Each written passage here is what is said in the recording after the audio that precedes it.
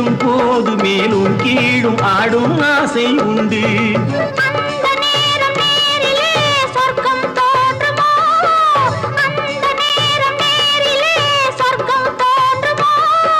காணாததும் கேளாததும் காதலில் விளங்கிடுமோ?